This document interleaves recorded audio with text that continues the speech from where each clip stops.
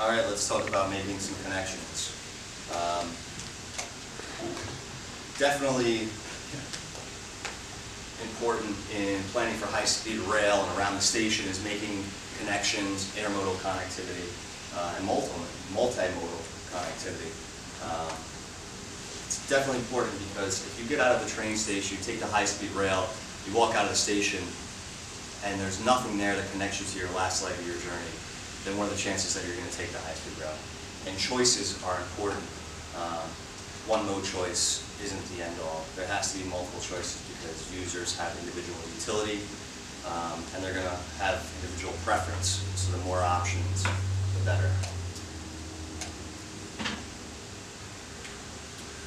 So let's talk about a couple of mode choices here. Obviously, there's bike and pedestrian. There's local bus and bus rapid transit, as well as streetcar and light rail. Heavy rail is also a connection that needs to be looked at, as well as ferry and automobile, including car sharing, renting, and then the connection to the airport from the high-speed rail station. So starting with bike and pedestrian, basically the start and finish of everybody's trip is going to be done by walking. Even if it's the last 100 feet. Walking is always an integral part in that, and that needs to be planned for around the station. Studies show that the maximum distance that commuters are willing to walk to a station is just over 1 mile. So it's important to create a 1 mile catchment area around the station that's bike and pedestrian friendly. This would include sidewalks, bike lanes, necessary streetscaping, and traffic calming mechanisms. Also important, bicycle storage facilities. If I'm traveling to work via high-speed rail and I'm a bike enthusiast, maybe I'm riding my bike to this rail station, I need a place to lock it up. So if I have a bike storage facility there, I can lock up my bike, know that it's safe, and when I come back from commuting back from work, I can hop back on my bike and head home. And this, along the same lines would be bicycle rental or bike sharing services. These have been popping up all over the place, particularly have been successful in Washington, D.C. bike station in the Union Station Terminal there in the city. One thing that needs to be looked at also, which is kind of a last thought, would be allowing bicycles to be brought on board the high-speed rail. And this is what you have to look at as far as storage facilities or compartments for bikes, or maybe a bike car that would have to be a bike storage car or something like that. So that needs to be looked at as well. Moving on to the next mode would be the local bus service. Now, local bus always gets a bad rap. You know, it's typically looked at as lower income and just dirty and all these negative aspects there of local bus service. But it is important. It provides, it has a rich history in the U.S. here, and it does have ridership. Provides mobility to people that otherwise wouldn't have the opportunity, and it advances their abilities and opportunities for commerce and movability.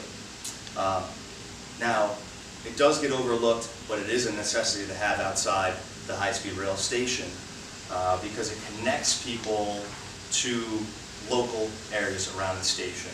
Now, a lot of these modes are rapid bus transit and light rail, and they're better used for longer distances, where the local bus is better for localized, shorter distances. And also for people that don't have the ability or want to walk, even if it's a couple blocks away, they can hop on the bus for that last leg. Now, speaking of bus rapid transit, BRT, this has been popping up all over the place, very popular. Some great technologies and innovations with signal priority and GPS locators and real-time traffic information, which makes these successful, timely, more so than localized bus scheduling would be. It's also become popular because of cost. It's definitely cost-effective over streetcar and light rail. Operating cost is less. The infrastructure, unless there's a designated lane, which would be the best and most suitable for BRT,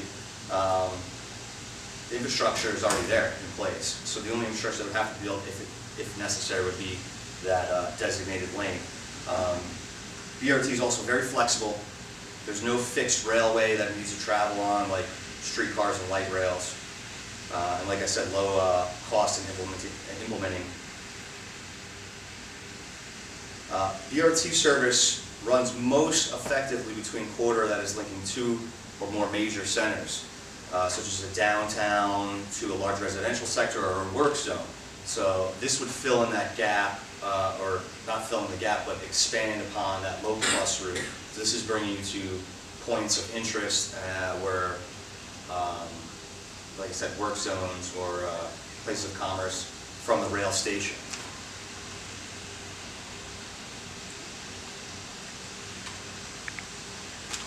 So moving on to street, car, and light rail. This is another thing that's been popping up, especially on the West Coast, very popular, very user-friendly. People tend to like the streetcar more than the bus or the BRT, typically because it's more attractive, it's on a fixed line, so you know it's going to be there. You don't have to worry about when it's going to show up because it always runs on a designated line, and it's very strict scheduling and very timely.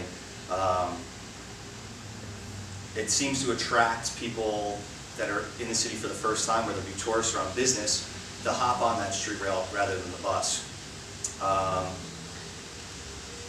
It's easy to implement this pickup at a high-speed rail station, and again, its predictable schedule can be posted right at the station, so you can hop on and have access to it stepping right outside the door.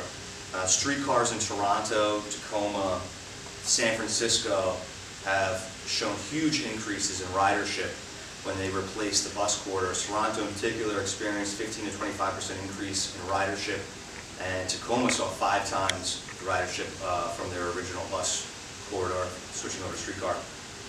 Portland also big in the light rail and streetcars. Streetcars often attract that private funding to the lines and spark development along that corridor. Looking back at Portland, it's been the most successful by attracting $3 billion worth of investment along the streetcar lines.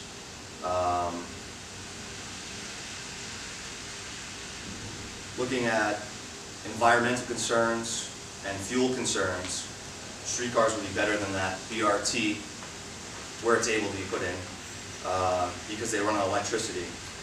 New innovations in energy generation continue. There's going to be some changeover to solar, hydropower, and wind that could also provide the power of electricity towards these street lines so they're not running on a coal-based electricity. Streetcars and light rail would probably be the best implemented in, rather than BRT, in connecting high-speed rail to heavily traveled routes. So those lines where they get most congested, like looking at DC, the I-95 corridor there, where you're stuck in traffic for an hour, those light rail lines would be best because there's a little more capacity than the BRT. They're not going to be stuck in traffic. They have their own designated lanes, and they have the ability to move people, a large number of people, quickly. Heavy rail also important. Heavy rail comes into play with the high-speed rail, and if high-speed rail is connecting those mega corridors or those large metropolitan regions with minimal stops so it can be as fast as possible, the heavier traditional rail is more localized. So what that's going to do, if you're not on the high-speed rail corridor, let's say I live outside of Chicago, but I want to link up with the high-speed rail, I can take the heavy rail or traditional rail right to that same station area, hop off and hop on the high-speed rail. Ferry also needs to be looked at in areas where necessary.